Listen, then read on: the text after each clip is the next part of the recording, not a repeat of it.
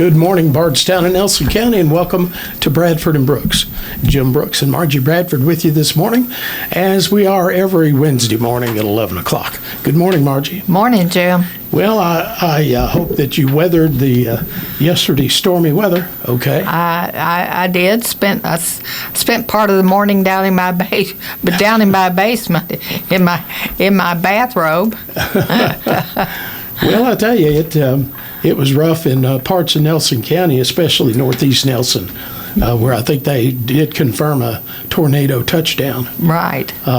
So anyway, we keep the victims in your prayers. But fortunately, as far as I know, I haven't heard of any injuries.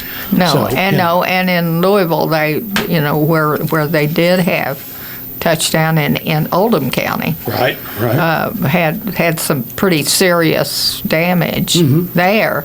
And so far there, they had some injuries, but none of them serious, and nobody killed. Right. So.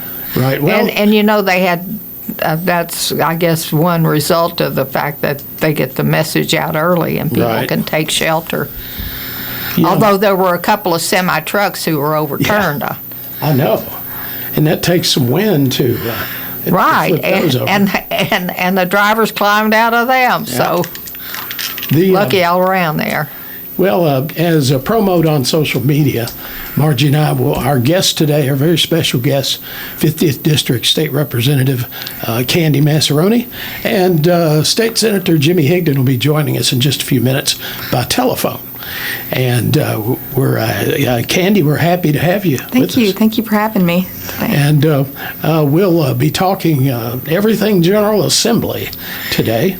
Before we get into the details, just wanted to put a little promo out. The Nelson County Organization of Republican Women we've got a Lincoln Day dinner this Saturday.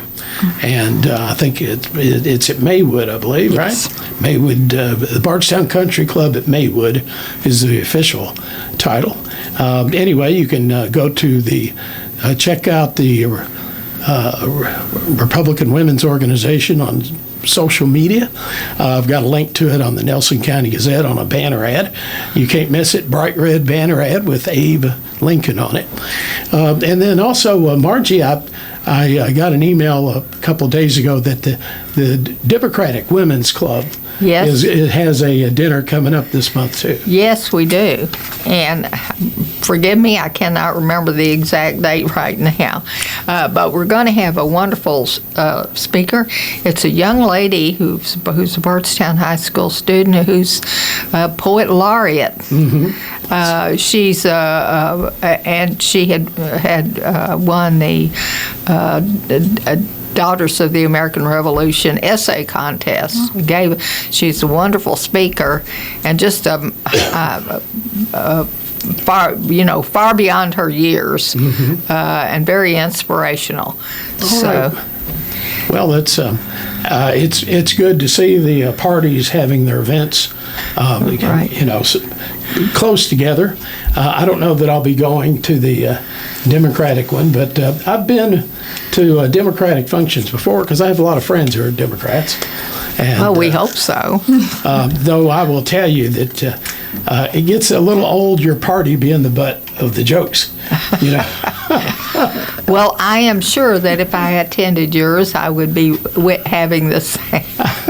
Well, having the same issue. I was going to invite you to be my guest at the Lincoln Day dinner this Saturday, if you wanted to come with us. All right. Are you inviting me? Yeah. If you'll come, I will seriously consider that. All right. Because my wife and I will be going, unless we have more weather like we did yesterday.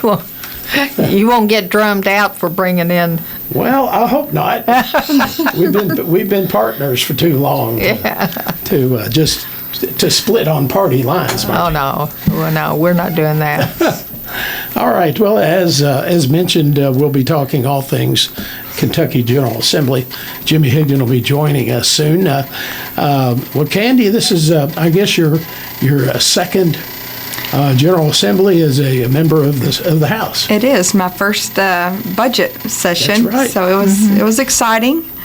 It was Well, and it was a longer session. It was 60 days this year.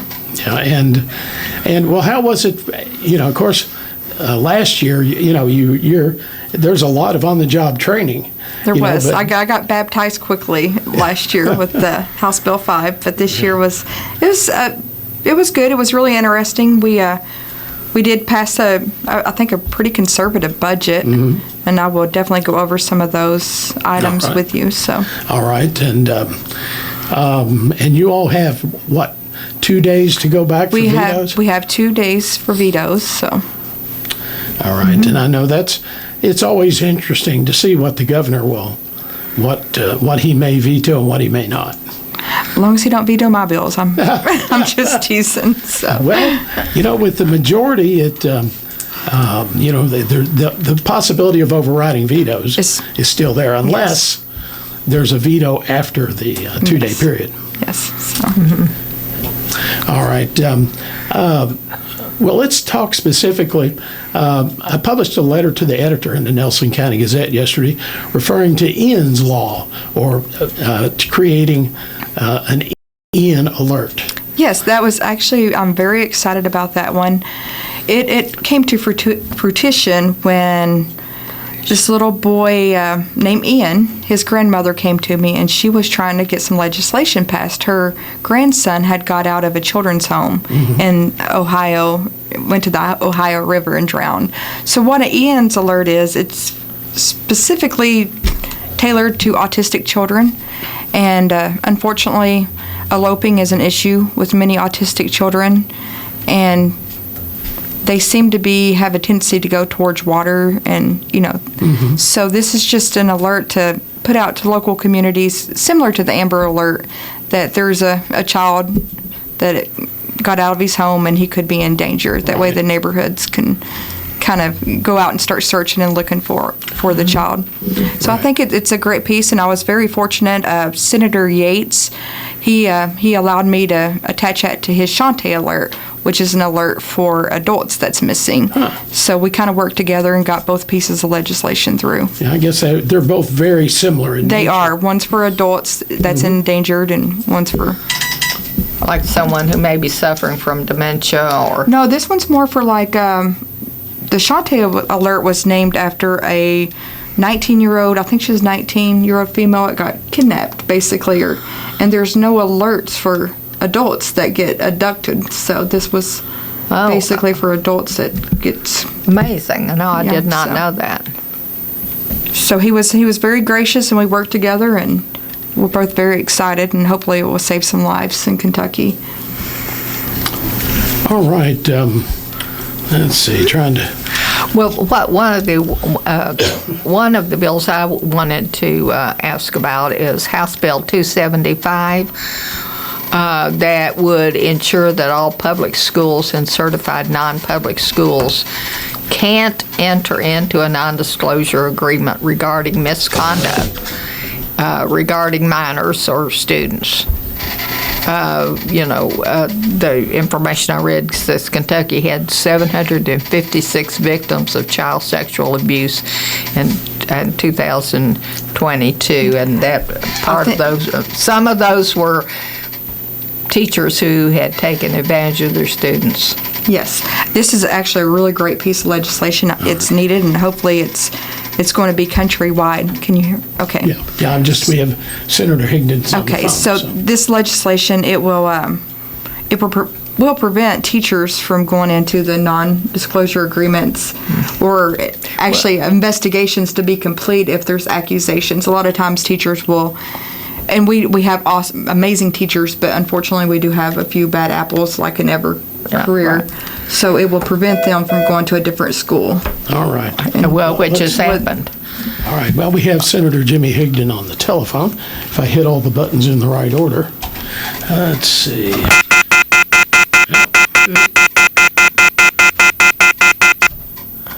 All right. I'm hearing. Well, that wasn't right. No, I'm not hearing anything. All right. right. Well, the line was off the hook, I guess. All right. We'll have Senator Higdon try again. Well, while we're waiting on Senator Higdon, I would like to talk about some of the stuff we actually put into the public education system this year. I think we did record funding for the public education. We're going to increase SEEK by 3% the first fiscal year and 6% the next fiscal year, which is a total of $612 more per pupil over a 2-year period. Next year, we're going to fund 90% of the transportation cost, and then the next year, it's going to increase to the 100%. Are you waiting on Jimmy? Okay. Yeah, I think we've got him here. Okay. You can go. And then we're putting an additional $2.6 billion in the teacher scholarship programs. All right. Senator Higdon, I think, has joined us. All right, hit all the right buttons again. All right, good morning, Senator Higdon. Good morning. Good morning. Jim and Margie and Candy. I hope all's well with you three this morning. Well, the tornadoes didn't get us, or the rain, so here we are. No trees on my house, so. Well, it almost got out of Nelson County. Of course, unfortunately, it touched down in Chaplin. Right. But thank God there's no injuries. We can hopefully everything gets rebuilt okay. But those injuries and deaths caused by that severe weather, and I agree with Margie that there was plenty of discussion about that all day yesterday. So It was no surprise when the weather got bad, because everybody was warned, and we do a much better job of that than we did back. We had the tornadoes in '74 and since then. Oh yes. Well, Senator Higdon, I appreciate you taking time to join us by telephone.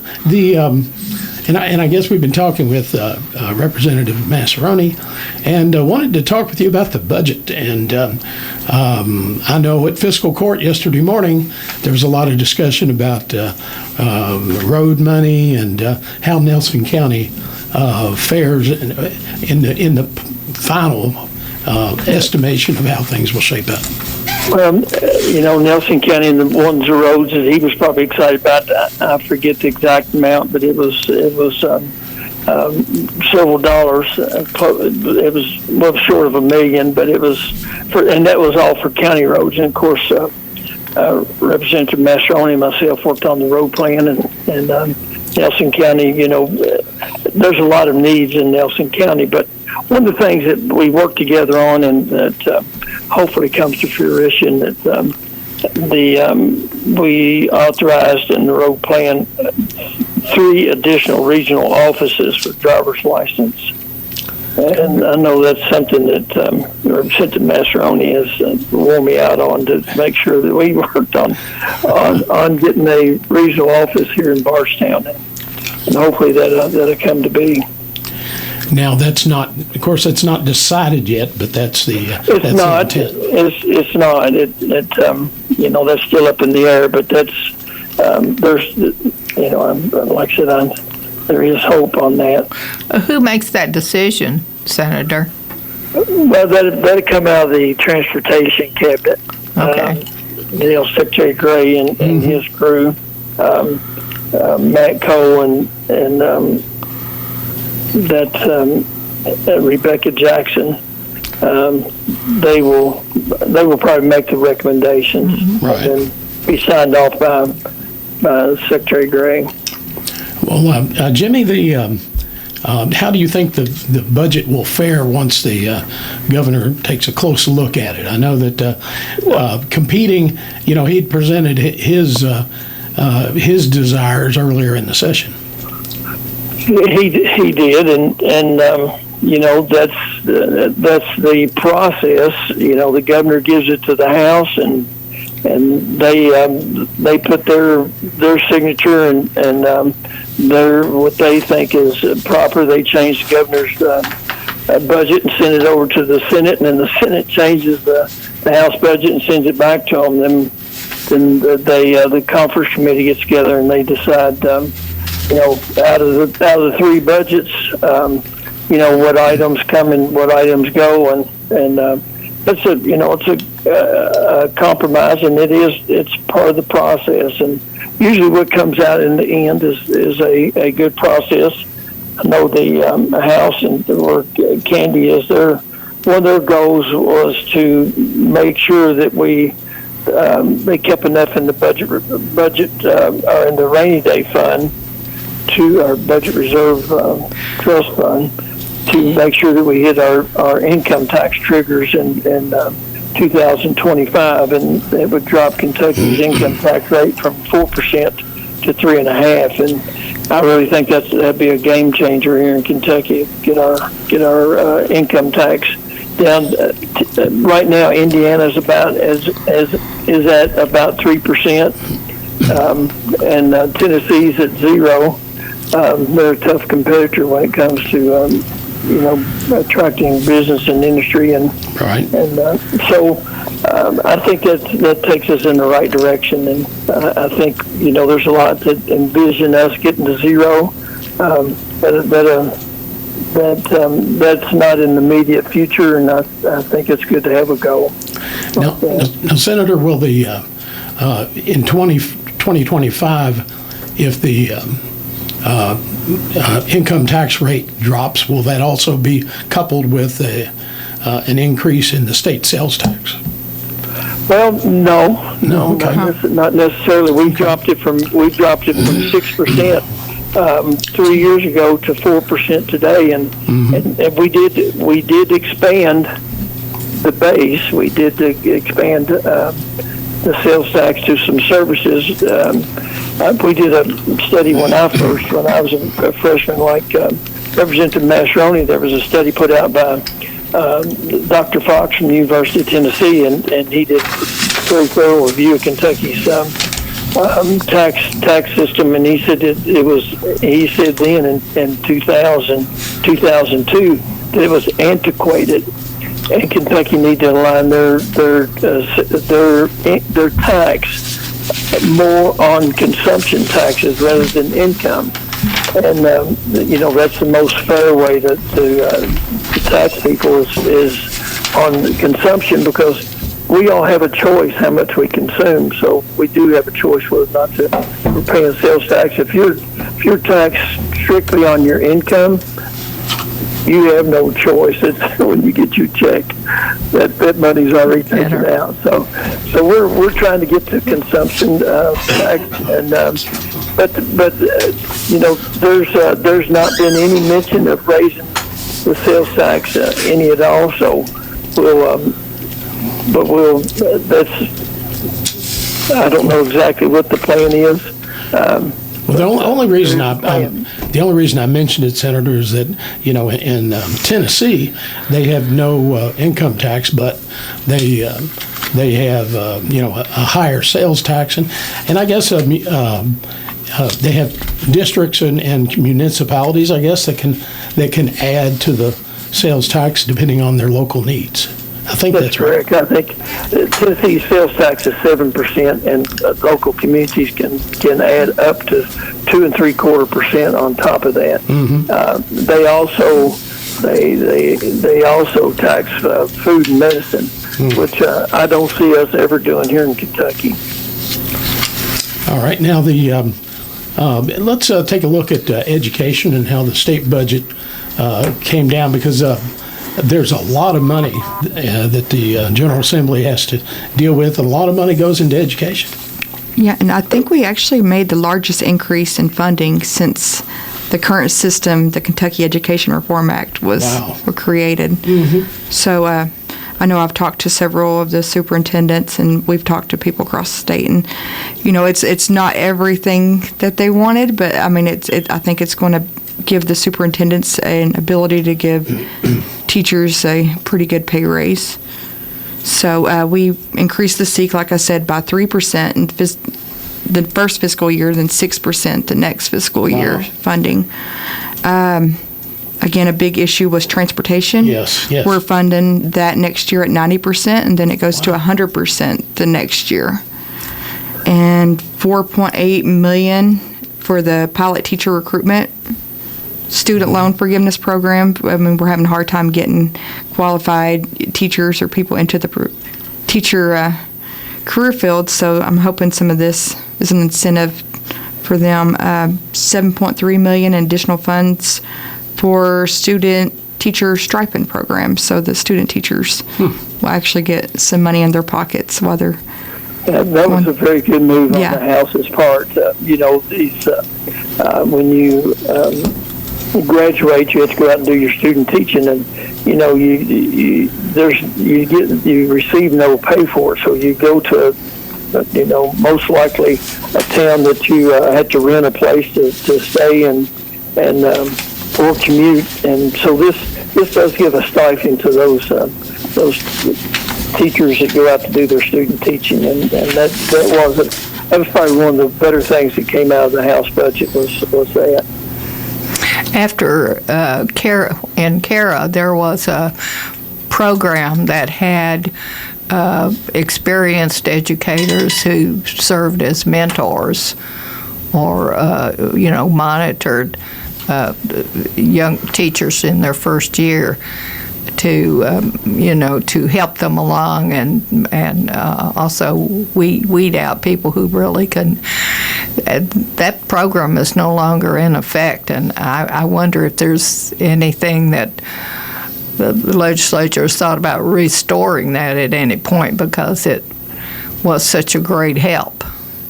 Margie, that was heard a lot of good things about that, but that was a victim. That program was a victim of the 2008 recession, when we did a lot of cutting to make ends meet, and I think if I remember correctly, that's about the time that was done away with. But there was a stipend to the experienced educator, and I think that's where we save some money. Right.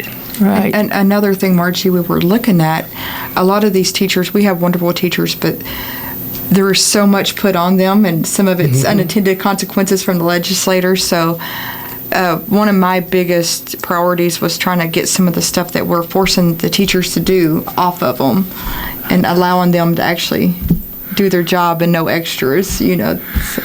Well, I was disappointed that the legislature didn't mandate an increase in teacher salaries, because it is leaving it up to the local districts really harkens back to what brought on the suit in enabling Cara, because different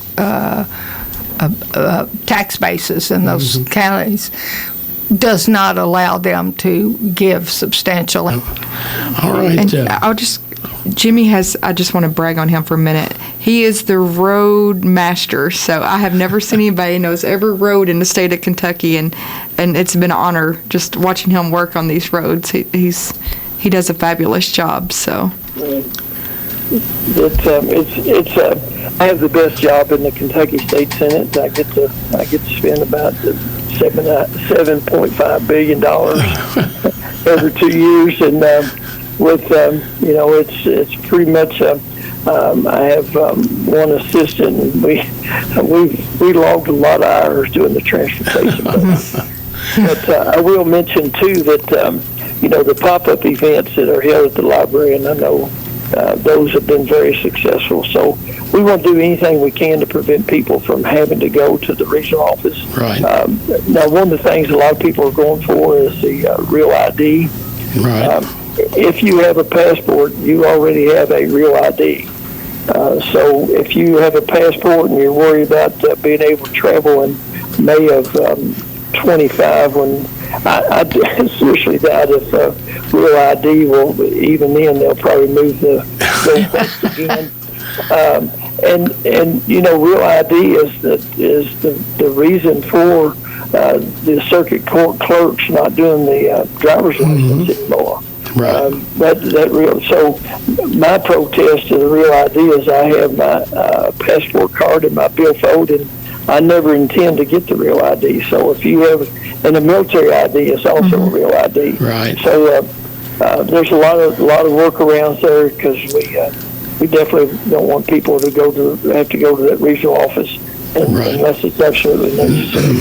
And of course, one of the things we've been working on too is if you're a teenager and getting your driver's license, you've got to go to the regional office. That's right.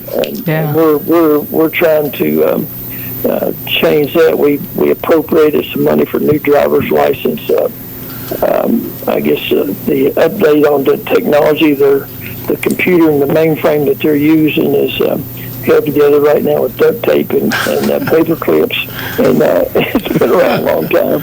So we're trying to come up with something that'll be more user friendly and that will allow us to do some different things that will help these parents and teenagers not have to take a trip to the regional office and miss a day's work and day of school. Right.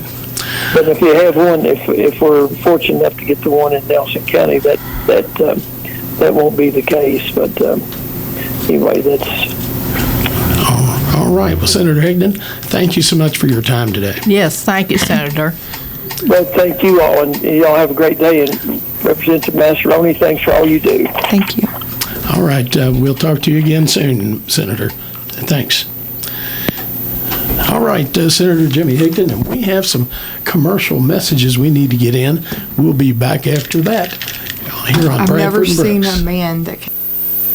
All right, you're back with Bradford and Brooks. Jim Brooks, Margie Bradford, and State Representative Thank Candy you. Massaroni is with Thank us you, I would. here in the studio. And we have about, let's see, we got about 3.5 minutes left. Great conversation with you and Senator Higdon today. I really feel like we got the big picture of, and it sounds like you and Senator Higdon were very busy this session. Very busy, very busy. It was interesting. It was exciting. And poor Senator Higdon, the road, it's just impressive how he has a control over every road in Kentucky, and he knows the roads and what they need. So he's been very, very impressive to watch. So Talking about how busy you are and how many bills there were, and we were talking earlier, is how do you have time to read all of those before you can vote on them? well, honestly, I do not vote on a bill if I can't read it, and I got some heat from that actually. But some of the budget bills, they came from the committee, and I didn't have a time to read them, so I voted no on them until I actually got time to go and read them. And if I agreed with it, I would go and change my vote to a yes. But so. the regular rules of the legislature would indicate that you should have that time. So are they declaring special rules every time? Well, they I mean, pass something? they suspend the rules sometimes, but one of the things I advocated for with some of my colleagues at the beginning of the session was to make sure that we have at least 24 hours to read every bill. And unfortunately, the session's kind of slow at the beginning, and we don't get a lot of done. And then at the end of the session, we have a lot of bills to read. And like I said, if I can't read a bill, I will vote no on it. I may take some heat on it, but I will go back and change my vote if it's good legislation. So is the process, you're just supposed to vote to go along with the majority? Is that well, I mean, is that what's expected? Because I know that people. I mean, we do have we have caucuses, and they will tell you what's in the bills. Right. But I am the person that it's kind of my military background. You trust but verify. So unless I verify and read every word on the bill, I just can't vote for it. So and there's been many occasions where I've voted no, and then after I had time to read the bill, I will go back and change my vote to a yes. Well, it sounds like a very responsible way to consider legislation. And we owe that to the taxpayers of Kentucky and to my constituents. If I don't know what's in something, I can't vote for it. So. Well, if you don't know what's in the bill, and then the people certainly don't know what's in the bill. And most of the time, it is what's supposed to be in the bill, but sometimes there will be surprises. Well, they keep tacking. They do committee substitutes. Yeah, we do have a lot of committee substitutes. So you might think you're voting for something that you're not voting for, or vice versa. And it tend to see towards the end of session, they will combine bills. Even like with my Ian bill, the emergency alert, I added it to Senator Yates' bill. So, I mean, that happens to get legislation through, but I just think we should know what we're Sure. absolutely know what we're voting on All right. before we Well, vote. So, we are down to the wire. okay. Representative Massaroni, thank you so much. Thank you all for having me. It's been a All right. pleasure. So, All right, and thanks for all you do for us Thank in you. Frankfort. thank you.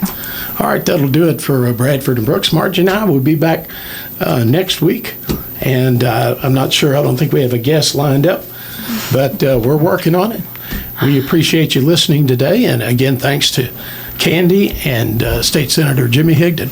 We'll see you next week on another Bradford and Brooks.